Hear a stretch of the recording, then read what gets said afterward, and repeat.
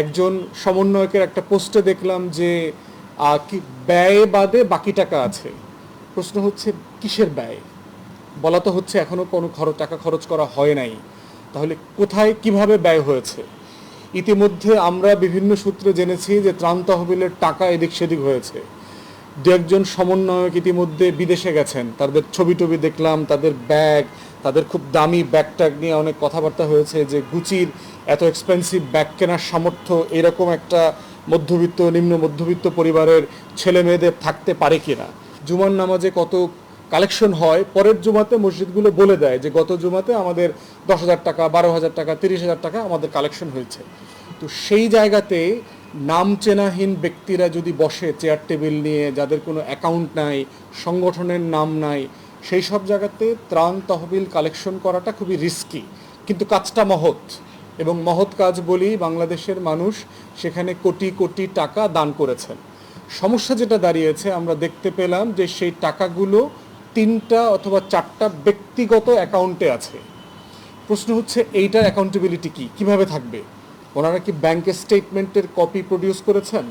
আমরা দাবি করব যে তারিখ থেকে যাদের অ্যাকাউন্টে, যাদের বিকাশে, যাদের হিসাবে টাকা আসা শুরু হয়েছে, তাদের প্রত্যেকের সেই দিন তারিখ থেকে আজ পর্যন্ত ব্যাংক স্টেটমেন্ট ব্যাংক থেকে প্রিন্ট করে একদম সোশ্যাল মিডিয়াতে দিয়ে দেওয়া দরকার যে ওই অ্যাকাউন্টে কত টাকা জমা হয়েছে, কত টাকা খরচ হয়েছে, খরচটা কিভাবে হয়েছে। একজন সমন্বয়কের একটা পোস্টে দেখলাম যে ব্যয় বাদে বাকি টাকা আছে। প্রশ্ন হচ্ছে কিসের ব্যয়? বলা তো হচ্ছে এখনো কোনো টাকা খরচ করা হয় নাই, তাহলে কোথায় কিভাবে ব্যয় হয়েছে? ইতিমধ্যে আমরা বিভিন্ন সূত্রে জেনেছি যে ত্রাণ তহবিলের টাকা এদিক সেদিক হয়েছে। দু একজন সমন্বয়ক ইতিমধ্যে বিদেশে গেছেন, তাদের ছবি টবি দেখলাম, তাদের ব্যাগ, তাদের খুব দামি ব্যাগ ট্যাগ নিয়ে অনেক কথাবার্তা হয়েছে যে গুচির এত এক্সপেন্সিভ ব্যাগ কেনার সামর্থ্য এরকম একটা মধ্যবিত্ত নিম্ন মধ্যবিত্ত পরিবারের ছেলে মেয়েদের থাকতে পারে কিনা। অতএব অনেকগুলো প্রশ্ন জড়িয়ে আছে। আমরা মনে করছি জাতির আবেগ এখানে জড়িয়ে গেছে, জাতির ভালোবাসা এবং আমাদের বন্যা দুর্গত এলাকার ভাই বোনদের বাস্তবতাটা, যাদের এই মুহূর্তে টাকা দরকার, যার এই মুহূর্তে টিনের ঘরটা ভেঙে গেছে, যার এই মুহূর্তে টিনের ঘরটা করা দরকার, যার পুকুরের ঘেরের মাছ বের হয়ে গেছে, যার ধান ক্ষেত ডুবে গেছে, এরকম প্রত্যেকটা শ্রমজীবী কর্মজীবী মানুষের ইমিডিয়েটলি তার সাহায্য দরকার, যে কোনো ফর্মে দরকার। অতএব আমরা দাবি করছি যে টাকাগুলো ব্যাংকে না রেখে ইমিডিয়েটলি এটা মিলিটারি যেহেতু এখানে এইড কালেকশন করছে, সেনাবাহিনীর মাধ্যমে এটা একটা ফর্মে এনে এটা ডিস্ট্রিবিউশন করবার একটা উদ্যোগ নেওয়া দরকার ইমিডিয়েটলি। এবং এটার পুরো টাকার হিসাব জবাবদিহিতা দেশের মানুষের কাছে দিতে হবে, কারণ ছাত্র সমাজের প্রতি জনগণের যে আস্থা, ভালোবাসা, সম্মান আছে, সেটা গ্র্যাজুয়ালি যেভাবে কমে যাচ্ছে, এই ঘটনাটার কারণে এটা আরও কমে যাবে যদি এটা একটা সুন্দর ব্যাখ্যা, স্বচ্ছতার সাথে, জবাবদিহিতার সাথে জাতির কাছে দেয়া না হয়। টিএসসিতে ছাত্র যারা আছেন তারা বিভিন্ন প্ল্যাটফর্মে বিভিন্ন জায়গায় চেয়ার টেবিল দিয়ে বন্যার সময়টাতে তারা ত্রাণ সংগ্রহ করেছেন এবং মানে অসাধারণ রেসপন্স পেয়েছেন জনগণের কাছ থেকে। মানুষজন আসছে লক্ষ লক্ষ টাকা বক্সে ভরে, প্যাকেটে ভরে, মহিলারা, আমাদের মা বোনরা তাদের অর্নামেন্ট পর্যন্ত, অলংকার পর্যন্ত দিয়ে গেছেন।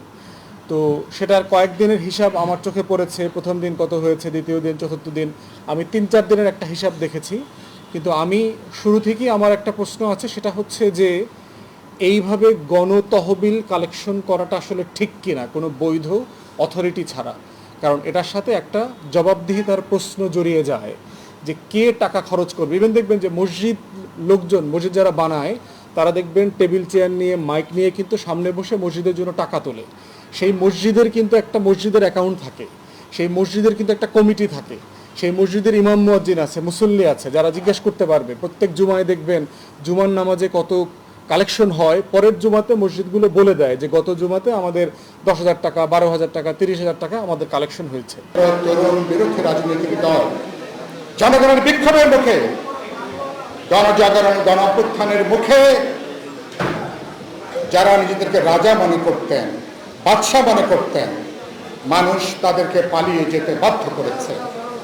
আমি প্রথম আজকে প্রস্তাব করতে চাই, প্রজাতন্ত্র শব্দটার পরিবর্তে এটাকে জনতন্ত্র বলা যায় কিনা। সম্পর্কটা রাজা আর প্রজার সম্পর্ক নয়, সম্পর্কটা জনগণ, স্বাধীন সার্বভৌম নাগরিক। সেই হিসাবে এটাকে আমরা গণতন্ত্র বা লোকতন্ত্র বলতে পারি কিনা, নিশ্চয়ই এটা